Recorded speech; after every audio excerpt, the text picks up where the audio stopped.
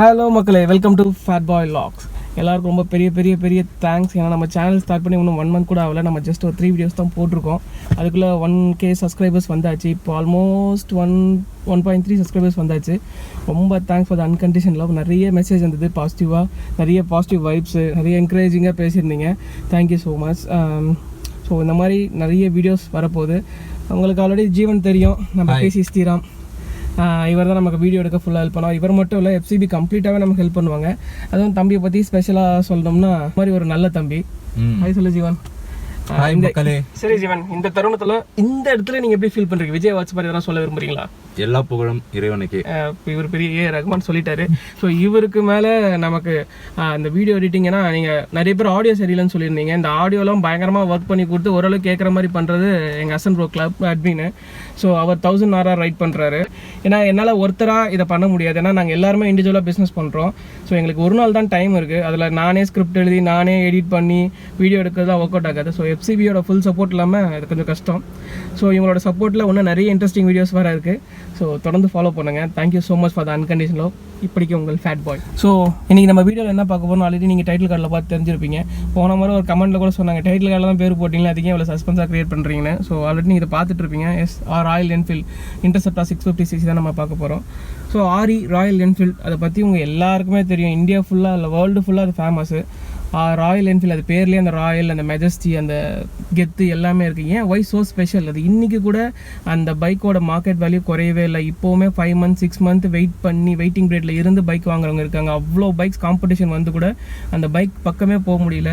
அதுக்கு நிறைய ரீசன்ஸ் இருக்குது. இந்த பைக் தான் உங்களுக்கு ஓல்டஸ்ட் பைக் மேனுஃபேக்சரிங் கம்பெனியில் ஒரு முக்கியமான கம்பெனி.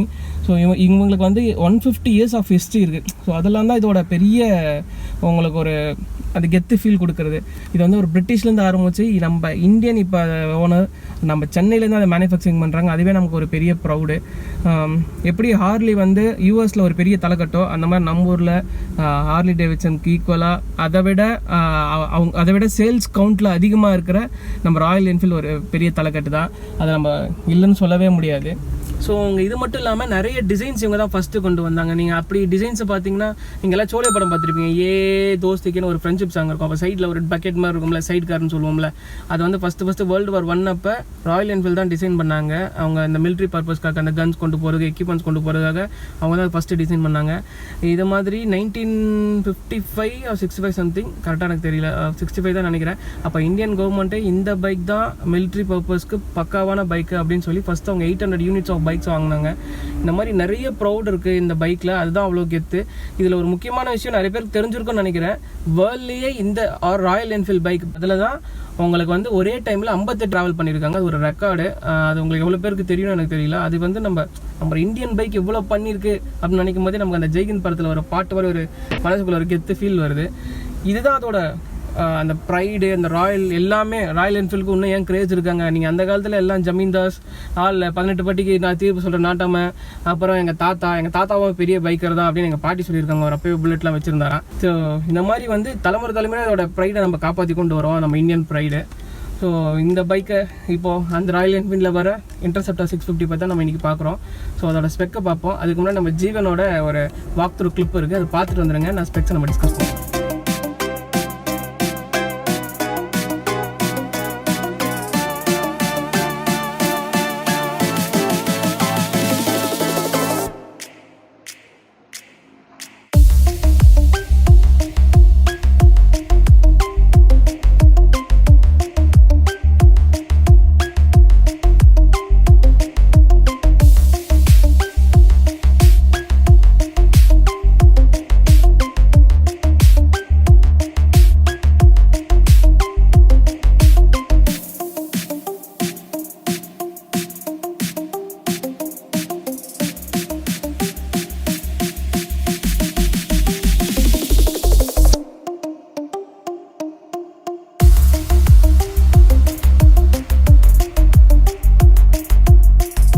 ஸோ மக்களே, இப்போ நம்ம இவரோட ஸ்பெக்ஸை பார்த்துருவோம். ஸோ இது வந்து ஒரு பேசிக்காக பார்த்தீங்கன்னா ஒரு க்ரூசர் ஃபேமிலி.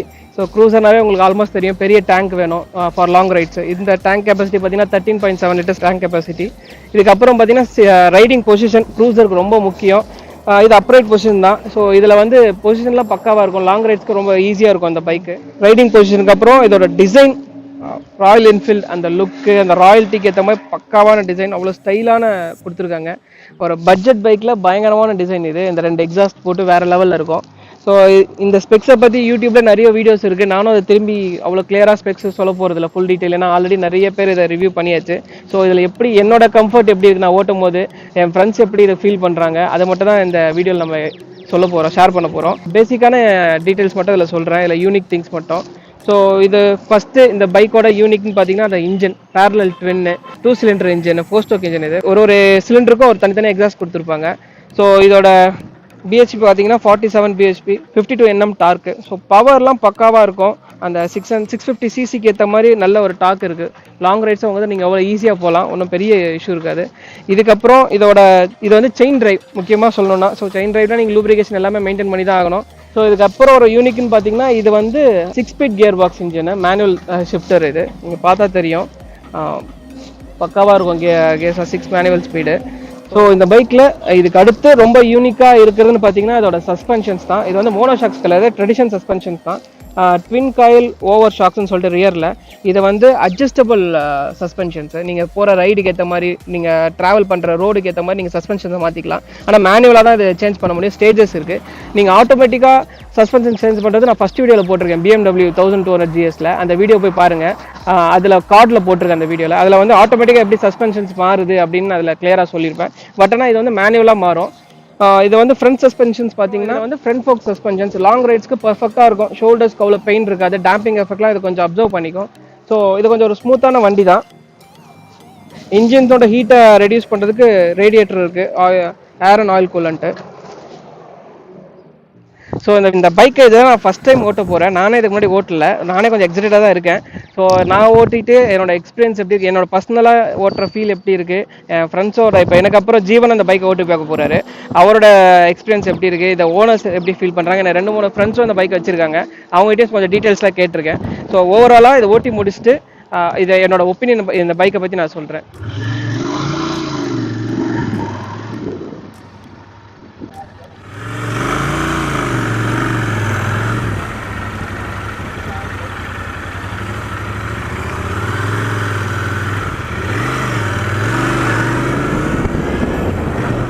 ஸோ மக்களே, உங்களுக்கு ராயல் என்ஃபீல்டோட டேக்லைன் தெரியும்னு நினைக்கிறேன்.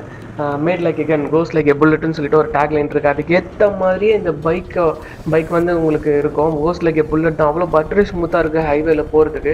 லாங் ரைட்ஸ்லாம் சூப்பராக போகலாம். பட் ஆனால் என்னோட சின்ன செலக்ஷன் அப்படின்னு என்னென்னு பார்த்தீங்கன்னா, இதோட ஸ்டாக் சீட் வந்து எனக்கு பெருசாக பிடிக்கல. ஏன்னா ரொம்ப தின்னாக இருக்குது. லாங் ரைட்ஸ் போகும்போது உங்களுக்கு நீங்கள் ரொம்ப டயர்ட் ஆகிடுவீங்க.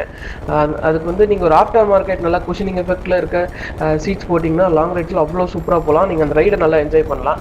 அதே மாதிரி ஒரு இதுவும் க்ரூஸுங்கிறதால ஃபுட்ரஸ் ரொம்ப கீழே இருக்குது. நீங்கள் இதில் கார்னரிங் பண்ணுறது ரொம்ப கஷ்டம். ரொம்ப லீன் பண்ணி கார்னரிங் பண்ணிங்கன்னா கண்டிப்பாக ஃபுட்ரஸ்லாம் பயங்கரமாக அடிக்கும். ஸோ இதுக்கும் பெஸ்ட் மெத்தட்னு பார்த்தீங்கன்னா கவுண்டர் சைடிங் சிஸ்டம் தான். நான் என்னோட லாஸ்ட் வீடியோவில் அது எப்படி பண்ணுறது, எங்கள் கான்ட்ராக்டர் நேசமணி எங்கள் தலா எப்படி அவர் லைஃப் ஸ்டைலில் அந்த கவுண்டர் சைடிங் மெத்தட் யூஸ் பண்ணார், அது எப்படின்னு நான் ரொம்ப தெளிவாக சொல்லியிருப்பேன். நீங்கள் அந்த வீடியோ பாருங்கள். நான் வந்து மேலே கார்டில் போடுறேன் அதோட லிங்க்கு. அது பார்த்தீங்கன்னா உங்களுக்கு ரொம்ப யூஸ்ஃபுல்லாக இருக்கும். இந்த பைக் மட்டும் இல்லை, எந்த பைக்லையுமே நீங்கள் கவுண்டர் ஸ்டீரிங் மெத்தட் வந்து நீங்கள் யூஸ் பண்ணிங்கன்னா கார்னரிங் பண்ணுறதுக்கு அவ்வளோ ஈஸியாக இருக்கும். குயிக் ரெஸ்பான்ஸ் இருக்கும் கவுண்டர் ஸ்டீரிங்கில். ஸோ நீங்கள் அதை போய் பாருங்கள். அதுக்கப்புறம் நான் எல்லா பைக்லேயும் சொல்கிற மாதிரி பிரேக்கிங் ரொம்ப முக்கியம் பைக்குக்கு. ஸோ இது வந்து டியூவல் சேனல் ABS. ஃப்ரண்ட்டு வந்து 320 mm ஓடி, ரியர் டிஸ்க் வந்து 280 mm ஓடி. ஸோ பிரேக்கிங்லாம் ஒரு பர்ஃபெக்ட் பிரேக்கிங் தான். ஒரு 120-130 போகிறதுக்கு இந்த பிரேக்கிங் வந்து ரொம்ப ஸ்மூப்பராக இருக்கும். அதே மாதிரி இதோட ஸ்பீடோமீட்டர்ஸ், இந்த ரெட்ரோ மாடல் ஸ்பீடோமீட்டர்ஸ்லாம் அதோட ஹைலைட்ஸ். அந்த ஹேண்டில் பார் ரொம்ப ஸ்டாண்டர்ட் ஹேண்டில் பார், பெரிய எலக்ட்ரானிக்ஸ் இல்லைனாலும் பேசிக் எல்லாமே இருக்குது. அந்த இன்ஜின் கில் ஸ்விட்ச், லைட்ஸ் கண்ட்ரோல்ஸ், அந்த மாதிரி எல்லா பேசிக் ஸ்டப்ஸும் இருக்குது. ஒரு நீட்டான ஒரு நல்ல பைக், ஒரு லாங் ரைட்ஸ்க்கு இது ஒரு சூப்பராக இருக்கும்.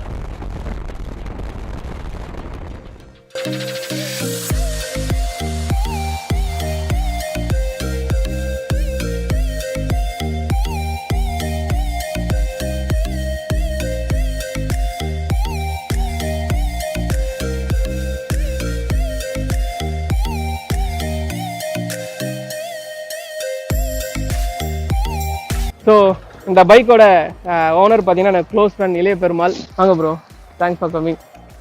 ப்ரோ பைக்கோட ப்ரைஸ் என்ன சொல்லுங்கள்? ப்ரோ இந்த பைக்கோட ப்ரைஸ் பார்த்தீங்கன்னா 3,15,000 வரும். ஓகே. இது கலர் வந்து ஒயிட் அண்ட் ரெட்னால பேக்கரி எக்ஸ்பிரஸ்னு சொல்லுவாங்க. ஓ இதுக்கு நிறைய வேரியன்ட்ஸ் இருக்கு. நிறைய வேரியன்ட்ஸ் இருக்கு. இது ஒரு ஸ்பெஷல் எடிஷன். இது ஒரு ஸ்பெஷல் எடிஷன். சூப்பர். ஆமாங்க ப்ரோ. இதோட சர்வீஸ் காஸ்ட் என்ன வருது? சர்வீஸ் காஸ்ட் பாத்தீங்கன்னா ஒரு 7000 வருங்க. 7000 வரும். ஒரு 10000 கிலோமீட்டர் 7000 பிரைஸ் ஆகும். இதுக்கு அப்புறம் 5000 ஒன்ஸ் வந்து நீங்க ஜெனரல் செக்கப் மாதிரி பண்ணுவீங்க. ஆமா ஜெனரல் செக்கப். அதுக்கு வந்து எவ்வளவு சார்ஜ் பண்றாங்க? ஒரு 800 ஆகுங்க. 800 பக்கம். Super bro. அப்புறம் பிரதர் வந்துட்டு சீக்கிரமா ஒரு லிட்டர் கிராஸ் பைக் வந்து அப்கிரேட் பண்றாரு. அது என்ன பைக்னு கீழே நீங்க கமெண்ட் பண்ணுங்க. உங்க கரெக்டா மேட்ச் ஆச்சுன்னா ஒரு கிவ் அவே இருக்கு. நீங்க கீழே உங்களோட தாட்ஸ் சொல்லுங்க என்ன பைக் ஒரு வாங்க போறோம்னு சொல்லிட்டு. அதே போல ப்ரோ வந்து ஒரு பிசினஸ் பண்றாங்க, ரைஸ் மில் வச்சிருக்காங்க. சோ ப்ரோ உங்க ரைஸ் பிராண்ட் பேர் சொல்லுங்க ப்ரோ. நம்மளது வந்து TVS rice mill bro, Kalambur. Okay. சக்கரம் பிராண்ட், டபுள் ரோஸ் பிராண்ட், ரெண்டு பிராண்ட் பண்ணுங்க. ரெண்டு பிராண்ட் பண்ணிட்டு இருக்காரு. அவர் ரைஸ் வாங்கும்போது ஹார்லிகை போது 2020 ஒரு கோட் சொன்னீங்கன்னா ஒரு டிஸ்கவுண்ட் கொடுக்க மாட்டாரு. சோ அதை ட்ரை பண்ண வேண்டாம். So thanks for coming bro. நம்ம வீடியோல ரெகுலரா வர போறாரு, எல்லாரும் போய் பாத்துங்க. Thank you so much. ஸோ இந்த பைக்கோட ஒப்பீனியன், இது என் ஒப்பீனியன் மட்டும் இல்லை, நான் ஓட்டி பார்த்தேன். இதை ஃபஸ்ட் டைம் ஓட்டி பார்த்துட்டு இவ்வளோ ஒப்பீனியன் சொல்ல முடியாது. ஸோ என்னோட ஃப்ரெண்ட்ஸோட ஒப்பீனியன்ஸும் சேர்த்துருக்கேன். ஜீவன் ஓட்டியிருக்காரு, அசன்பு ஓட்டியிருக்காரு, அப்புறம் பிரதீப் சார் வந்து இந்த பைக்கை ஜிடி வச்சிருக்காரு, அவரோட ஒப்பீனியன்ஸை கேட்டிருக்கோம். அதுக்கப்புறம் இந்த பைக் ஓனர் இளைய பெருமாள், அப்புறம் என்னோட இன்னொரு ஃப்ரெண்டு கபிலாஷ்னு சொல்லிட்டு, இந்த மாதிரி ஒரு நிறைய பேர்கிட்ட சசி நிறைய பேர்கிட்ட இன்ஃபர்மேஷன்ஸை வாங்கி சொல்லியிருக்கேன். ஏன்னா ராயல் என்ஃபீல்டுனே ஒரு தனியாக ஃபேன் பேஸ் இருக்காங்க. நான் ஒரு டைம் ஓட்டிட்டு அதோட ரிவ்யூ சொன்னேன்னா அது அவ்வளோ இருக்காது. நான் ஏதாவது சின்ன தப்பாக சொன்னால் நான் மட்டும் தனியாக மாட்டிப்பேன். அதனால இவங்க எல்லாரையும் சேர்த்து சொன்னீங்கன்னா, நான் ஏதாவது தப்பாக சொன்னால் என்னை மட்டும் திட்டாதீங்க, இவ்வளோ பேர் இருக்காங்க, எல்லாரையும் சேர்த்து திட்டுங்க. இதில் என்னோட ஒப்பீனியன் ஓட்டும் போது நான் என்னென்ன ஃபீல் பண்ணேன் அப்படின்னு சொன்னால், ஃபஸ்ட்டு நான் வந்து சின்ன சின்ன இஷ்யூஸை சொல்லிடுறேன்.